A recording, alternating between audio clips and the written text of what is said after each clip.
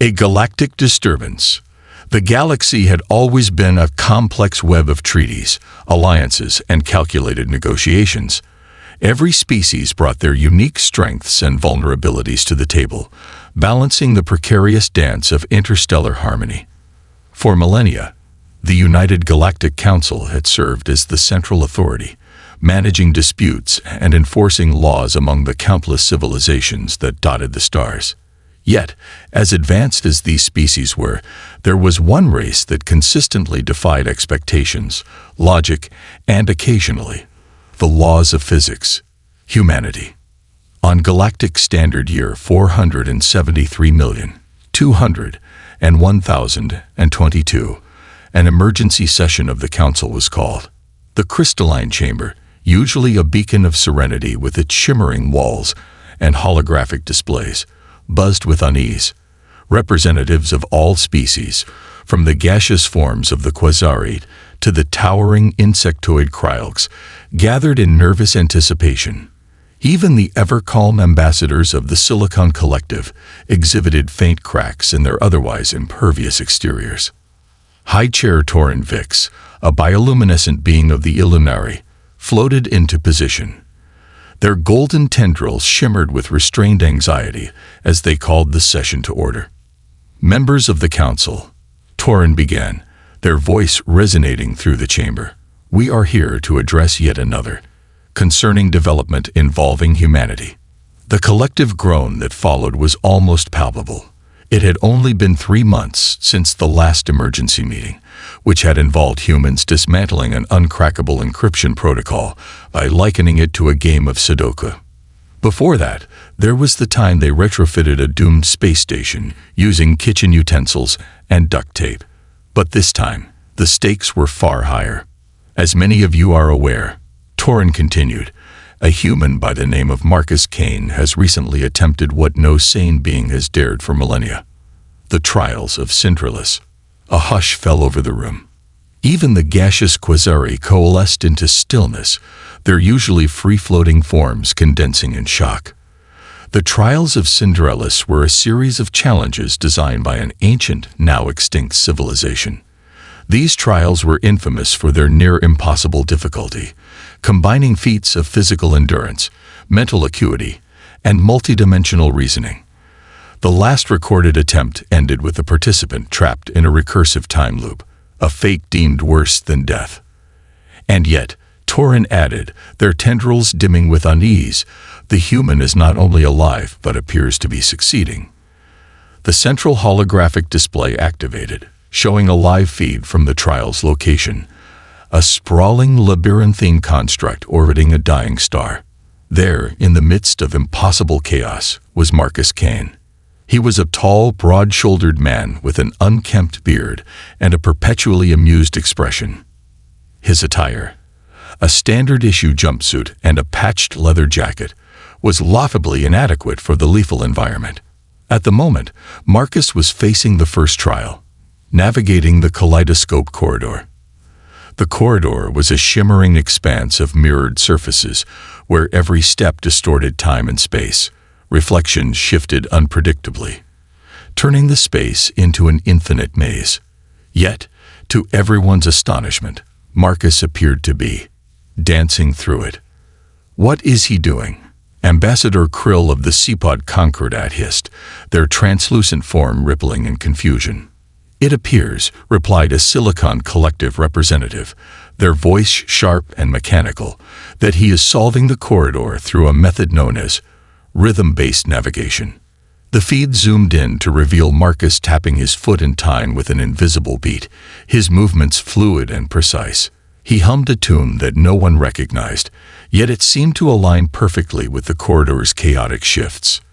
Within minutes, he emerged from the other side, unscathed and grinning. This is absurd, bellowed Ambassador Sectral of the Orcs, their mandibles clacking furiously. The kaleidoscope corridor has stumped the greatest minds in the galaxy. How is this human succeeding?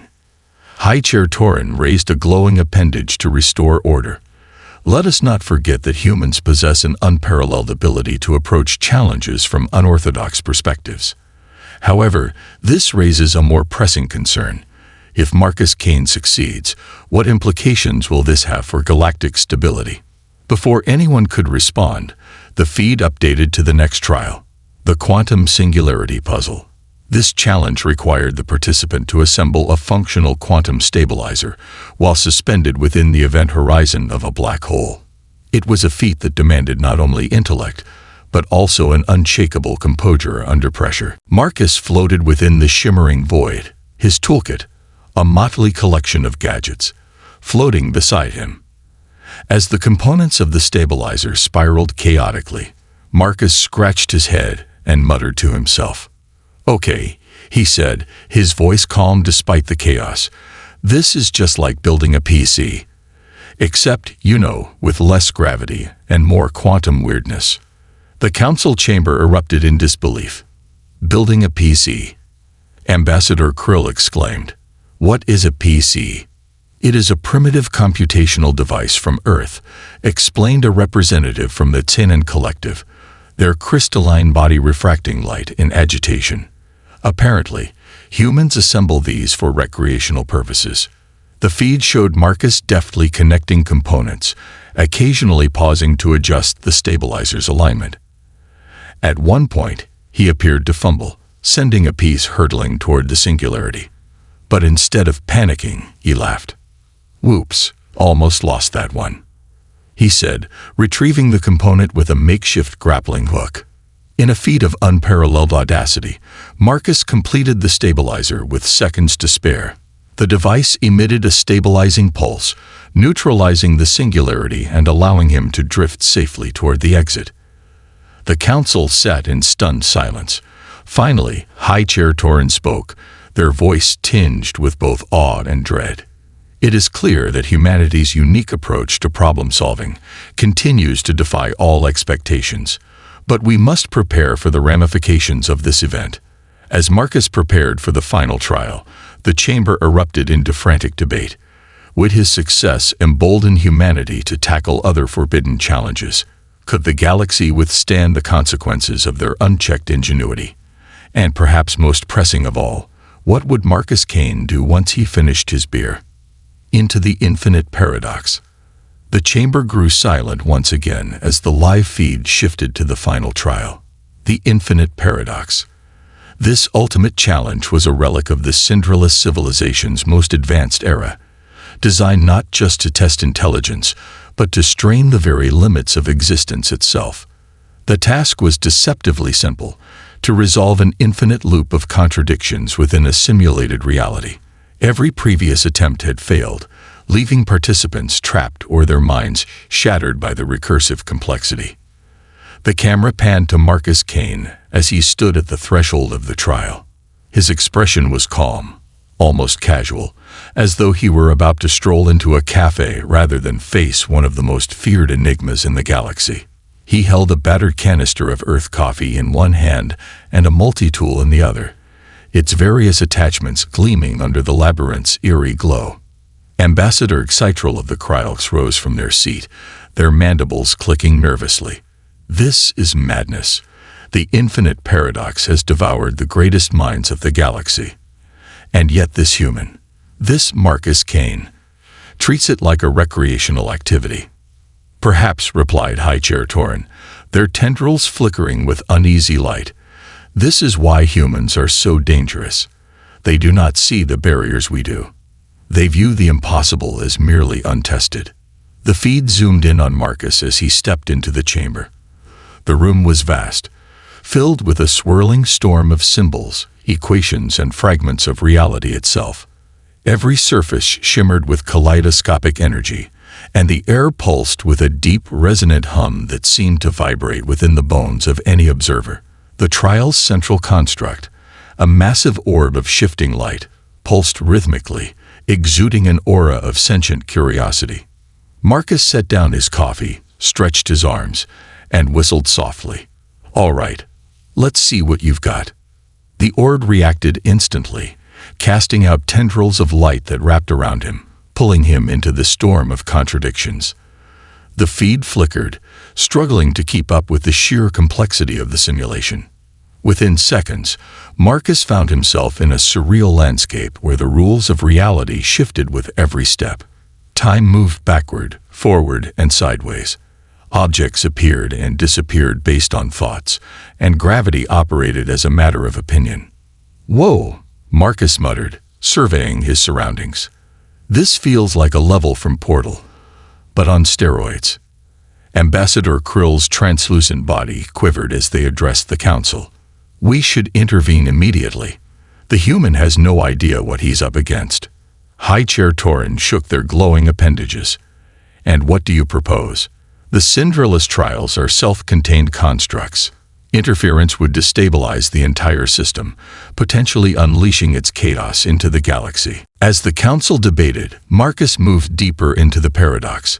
He encountered a riddle-spouting entity, a disembodied voice that alternated between friendly and hostile.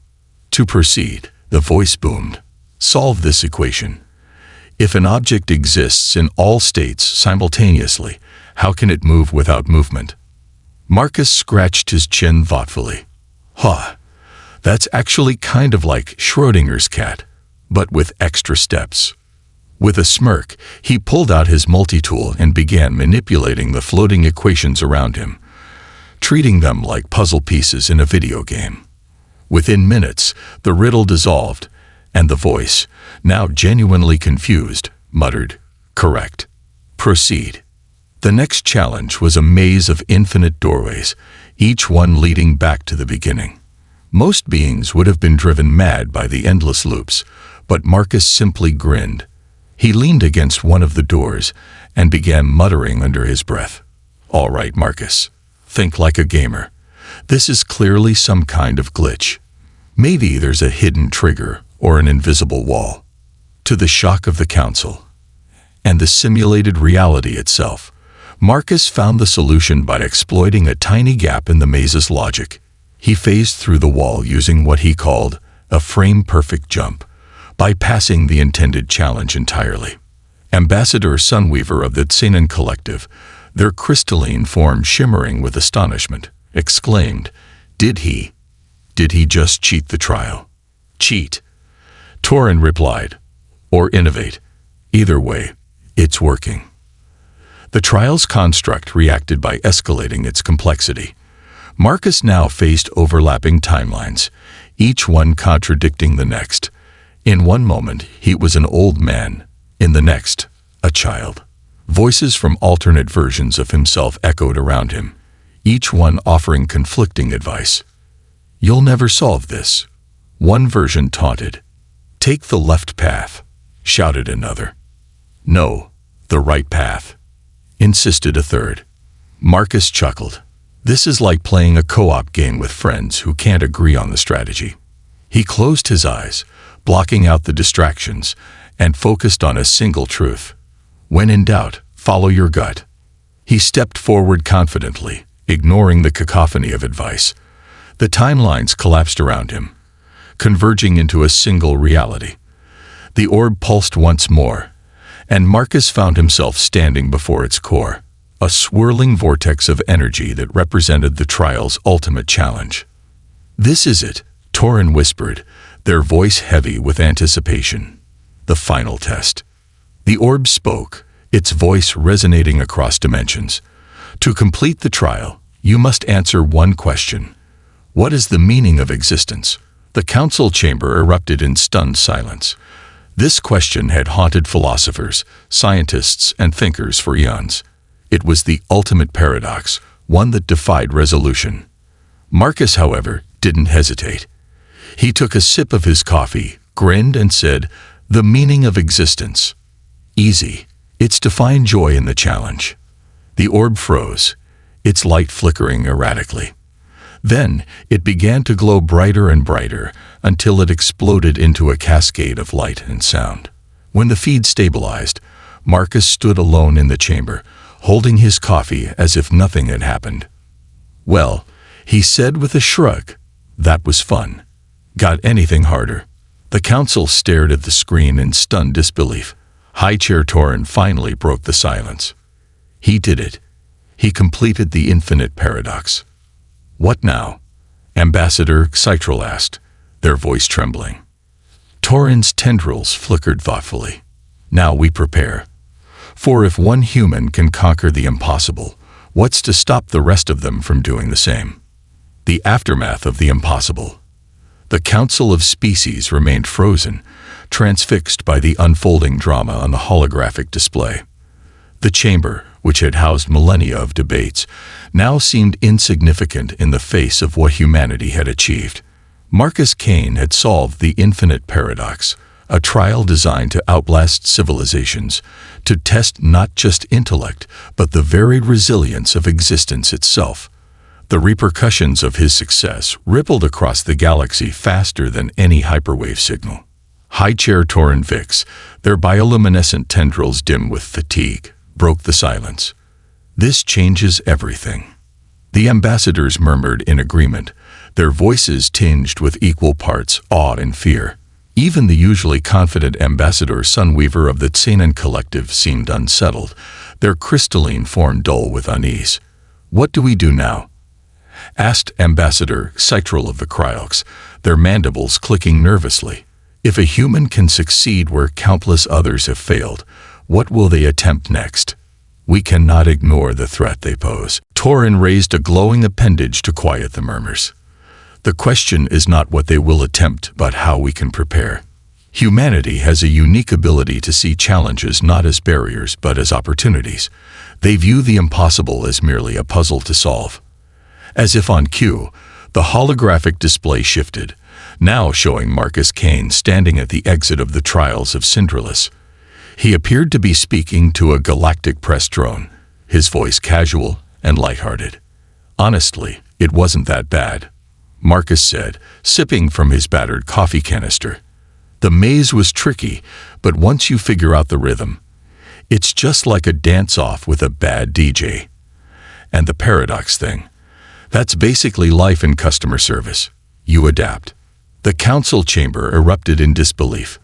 Customer service, hissed Ambassador Krill of the Seapod Concordat, their translucent body rippling in outrage.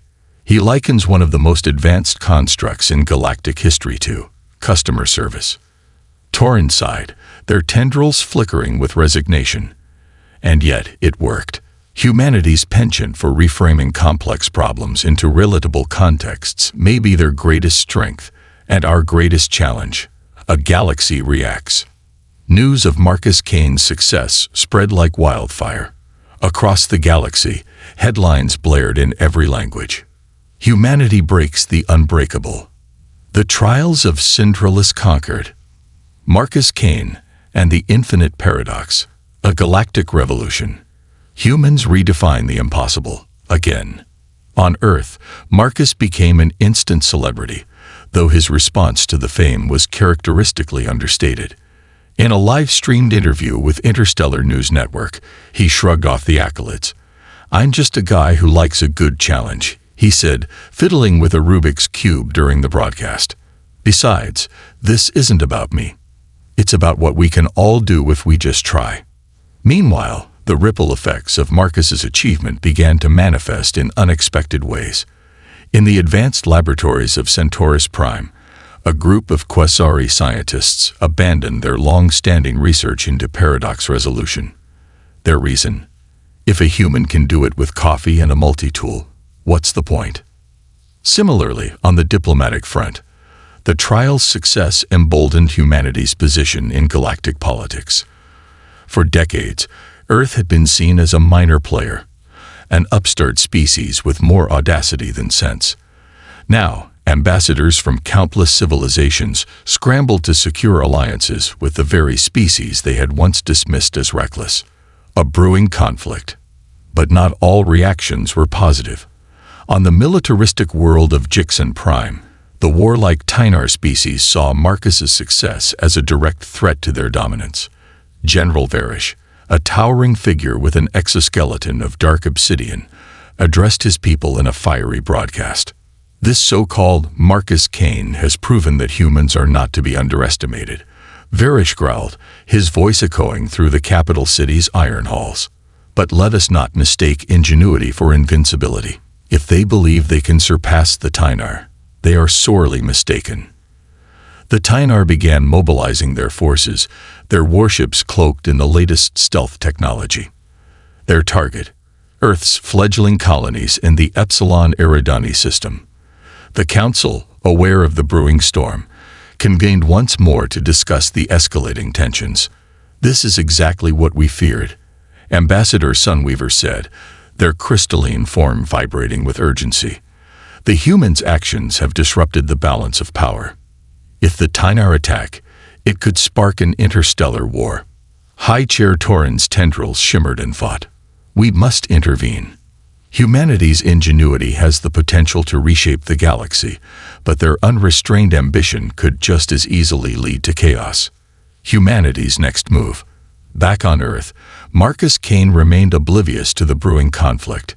He had returned to his modest apartment in New Seattle, where he spent his days tinkering with gadgets and live-streaming his experiments.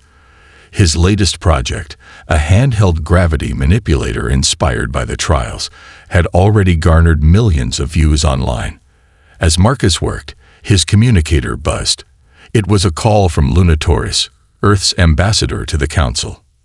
"Marcus," Luna began, her tone urgent, "you've caused quite a stir." He smirked. "Yeah, I've noticed. My follower count's through the roof." "This isn't about your followers," she said, exasperated. "The Tynar are preparing to attack. The Council is trying to mediate, but they're using your success as a pretext for war." Marcus set down his tools, his expression sobering. "War? Over a puzzle? It's more than that. Your actions have shown the galaxy what humanity is capable of. Some species see it as an opportunity. Others see it as a threat." Marcus leaned back in his chair, rubbing his temples. "So what do? "We need you to address the Council," Luna said. "Explain yourself. Show them that humanity isn't a threat, that we can work together." The call to action. The next day, Marcus stood before the Council chamber.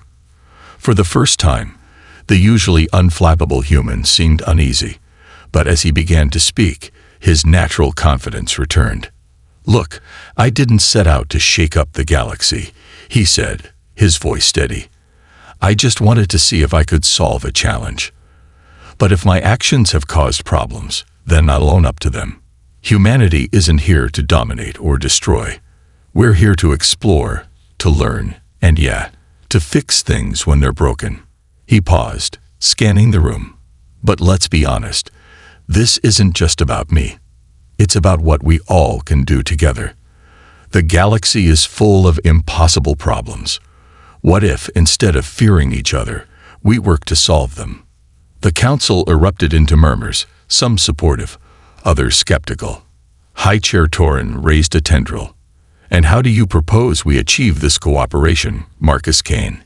He grinned. "Easy. We start with the next impossible challenge." As the chamber fell into stunned silence, the weight of Marcus's words hung heavy in the air.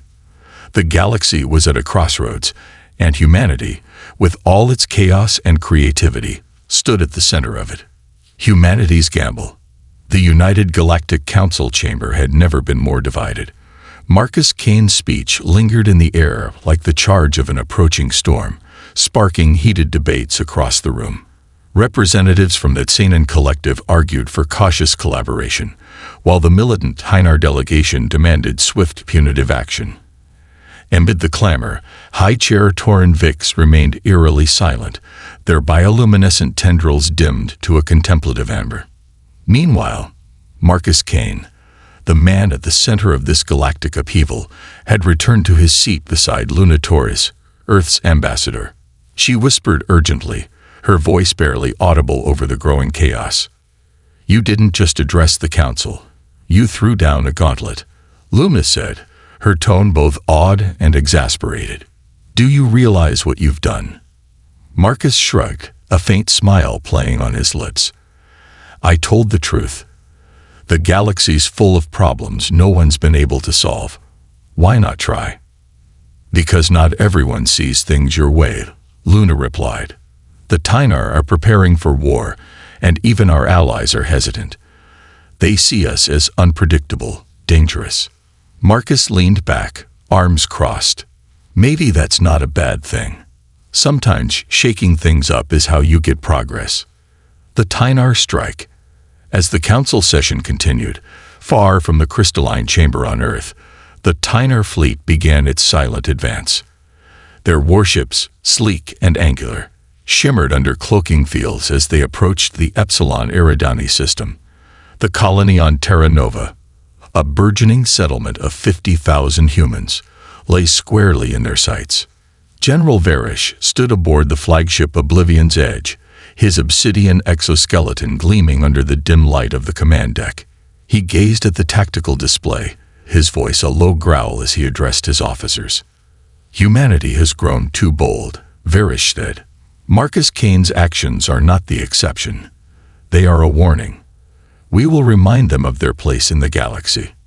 Unbeknownst to the Tynar, their fleet's movements had been detected by an experimental human satellite in orbit around Epsilon Eridani.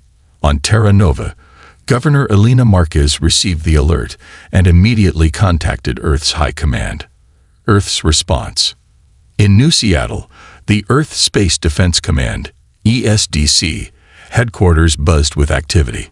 Admiral Victor Hahn, a stern man with decades of experience, stood before a holographic map of the Epsilon Eridani system. Beside him, his chief strategist, Dr. Ayla Vargas, reviewed the incoming data. "The Tynar fleet is massive," Ayla said, her brow furrowed. 35 warships, all equipped with advanced cloaking and stealth capabilities. They'll reach Terra Nova in less than 48 hours. Admiral Hahn nodded grimly. "And we got, what? 4 orbital defense platforms and a handful of frigates." "Correct," Ayla replied. "We're outmatched in every conceivable way." The Admiral sighed, his gaze heavy with the weight of the impending crisis. "Then we'll have to get creative." The meeting of minds.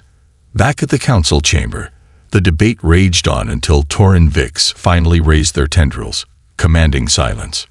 "Enough." Torin's voice resonated through the room, cutting through the cacophony. "It is clear that humanity's ingenuity poses both a challenge and an opportunity. But before we decide their fate, we must address the immediate threat. The Tynar fleet moves toward Terra Nova as we speak." Gasps rippled through the chamber. Marcus's expression shifted from calm to focused. He turned to Luna, his voice low. "They're really going for it, huh?" Luna nodded. "It's worse than we thought. Terra Nova can't hold them off." Marcus stood abruptly, drawing the attention of the entire chamber. "Then let us help." Torrent regarded him with cautious curiosity. "And how do you propose to do that, Marcus Kane?" Marcus grinned, the spark of an idea already taking shape. "Give me a team, some resources, and access to every half-finished project the galaxy's ever given up on. You want a solution? Let's build one." The project. Within hours, Marcus found himself aboard a Galactic Coalition research station orbiting the gas giant Ulvaris 9. The station housed countless abandoned prototypes and experimental technologies, relics of failed projects from across the galaxy. It was a graveyard of unrealized potential. Marcus, accompanied by a hand-picked team of human engineers and alien specialists, surveyed the chaotic storage bays. Beside him, Kren Valak, a Xenon mathematician with a crystalline body that refracted light into a dazzling array, voiced their skepticism. "This is madness," Kren said, their voice sharp and metallic. "You cannot cobble together a defense system in less than 48 hours. It's impossible." Marcus smirked, already scanning the blueprints of a discarded gravimetric pulse generator. "Good thing impossible is our specialty." The team sprang into action, pooling their collective knowledge and creativity. Human engineers worked alongside alien physicists, finding innovative ways to combine seemingly incompatible technologies. A malfunctioning warp drive became the core of a new propulsion system, while fragments of an ancient energy weapon were repurposed into a high-intensity defense grid. The showdown. As the Tynar fleet approached Terra Nova, the system's orbital defenses powered up. From their position aboard Oblivion's Edge, General Varish observed the activation with disdain. They think their outdated platforms can stop us. Varish scoffed. Proceed with the attack. The Tynar ships uncloaked, their sleek forms gliding through the void as they opened fire. Pulses of concentrated energy streaked toward Terra Nova's defenses, but before they could make impact, a shimmering barrier of light erupted around the colony. "What is that?" Varish demanded, his voice laced with frustration. On the surface of Terra Nova, Marcus and his team stood in the command center, monitoring the situation. The barrier, powered by the hastily constructed gravimetric generator, absorbed the incoming fire with ease. "That's just Phase 1, Marcus said, grinning. "Let's see how they handle Phase 2.